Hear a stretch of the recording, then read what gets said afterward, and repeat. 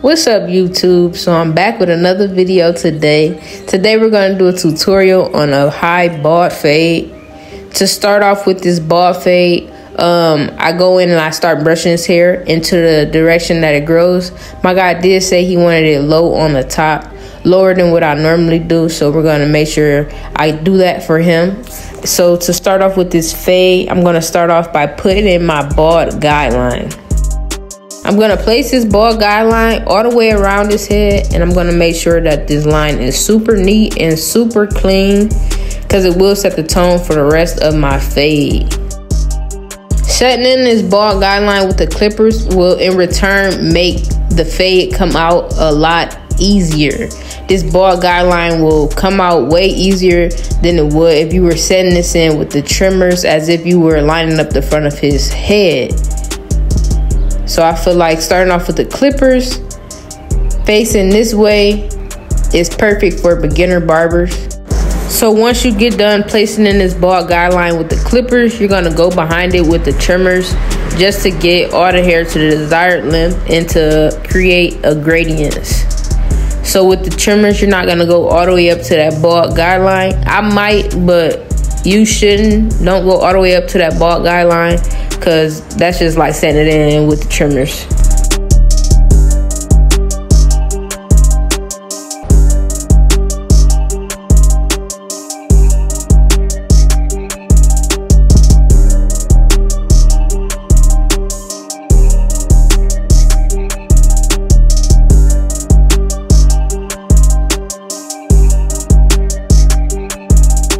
The next step in this fade is to go in with the lever all the way open. And I'm going to take this guideline up about an inch.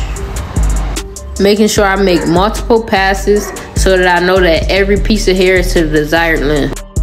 Now with this guideline, I'm going to take this guideline all the way around his head. I feel like it's a lot better for time management. Also, placing in your guidelines all the way around the head initially it will make sure that your fade is even on both sides when you place in the guideline all the way around the head versus going side to side to side.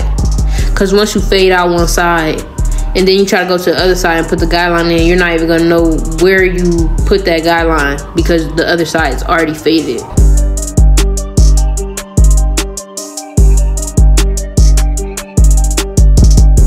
The next guideline that I'm going to be placing in is a one all the way open. And I am taking his hair down with the one open, so I'm just gonna end up going right into taking the top of his hair down with that one open that I have in my hand.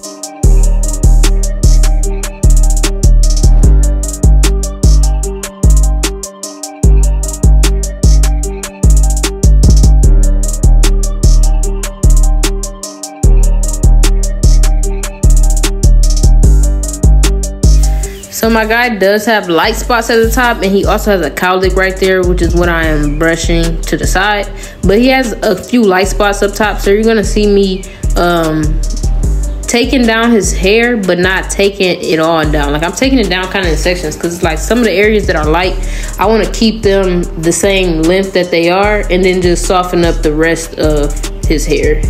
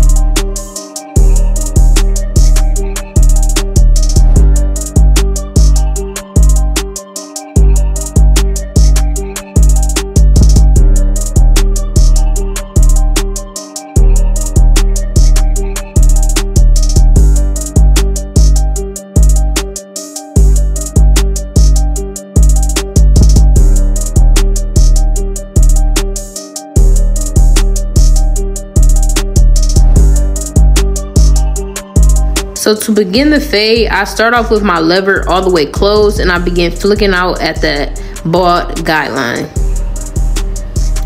Following this step, I open my lever halfway and I move up into the fade to fade out the rest of the guideline.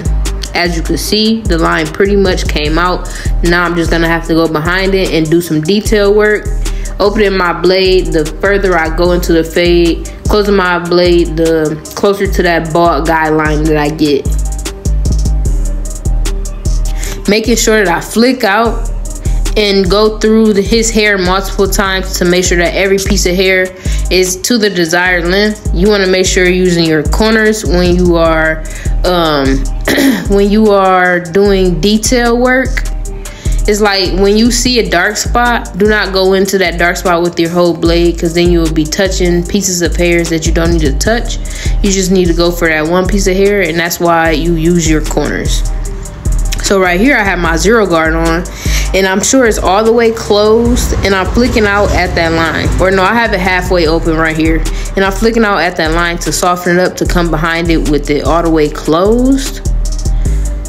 Right here, I'm pretty sure the lever is all the way closed. And we're flicking out, making sure we're flicking out using our corners to get out this line completely. As you can see, it's beginning to disappear. Just need to clean it up a little bit, and that section is pretty much done. Then you want to pretty much continue that same technique or fading style throughout this whole fade. Don't switch up the technique at all. Do the same thing for every part of this fade, and your fade will come out extra blurry. If you like this video so far, please leave a comment in the comment section below. Leave a like and subscribe if you're not already subscribed. Now, like I said, you pretty much do exactly what I just showed you guys on every side of his head. So we're gonna do that in the back, and we're gonna do it on the other side of his hair. Right now I'm using a fading down technique. So I started with my zero guard on, considering that I ended on the last section with it on. So I just kept it on to, you know, save a little bit of time. So right here it's halfway open, and I'm softening up this area so I can come behind it with the zero and take that line completely out. Following this step, I'm going to drop down to that bald guideline. I'm going to take that out the same way that I showed you guys for the other side. We're going to open the lever halfway, and we're going to flick out, use our corners midway through the fade, and then closer towards that bald guideline, we're going to close the lever all the way and flick out and knock out that guideline. And that's pretty much what a fade down technique is. It's the same exact technique as fading up. You're just doing it in reverse.